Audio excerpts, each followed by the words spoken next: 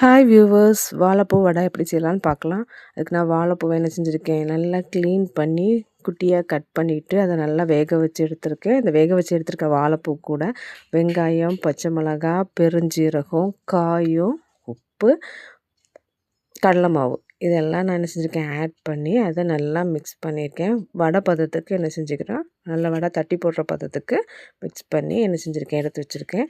அது போக நம்ம என்ன செய்யணும், அடுப்பை ஆன் பண்ணிவிட்டு ஒரு வாணலி வச்சுட்டு அதில் எண்ணெய் ஊற்றிக்கோங்க. எண்ணெய் நல்லா ஹீட் ஆனதுக்கப்புறம் அந்த மாவை எடுத்து வடையாக என்ன செஞ்சுக்கோங்க தட்டி போட்டுருங்க. குட்டி என்ன செய்யுங்க, வடை தட்டி போட்டுட்டு நல்லா என்ன செஞ்சுக்கோங்க, 2 பக்கமும் வேகணும். நம்ம கோல்டன் ப்ரௌன் கலரில் அது வரணும்.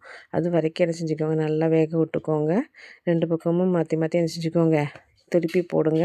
திருப்பி போட்டிங்கன்னா நல்லா ஒரு கோல்டன் ப்ரௌன் கலரில் வரும். கோல்டன் ப்ரௌன் கலரில் வந்துடுச்சுன்னா நமக்கு டேஸ்டியான வாழைப்பூ வடை ரெடி. இந்த வாழைப்பூ ஹெல்த்துக்கு ரொம்ப நல்லது. அதனால் வீட்டில் கண்டிப்பாக நீங்கள் என்ன செய்யுங்க அப்படின்னா இதை ட்ரை பண்ணி பாருங்கள். ட்ரை பண்ணி பார்த்து உங்களுக்கு பிடிச்சிருந்ததுன்னா கமெண்ட் பண்ணுங்கள். கமெண்ட் பண்ணிட்டு லைக் பண்ணுங்கள், ஷேர் பண்ணுங்கள் அண்ட் சப்ஸ்கிரைப் பண்ணிடுங்க. தேங்க்யூ.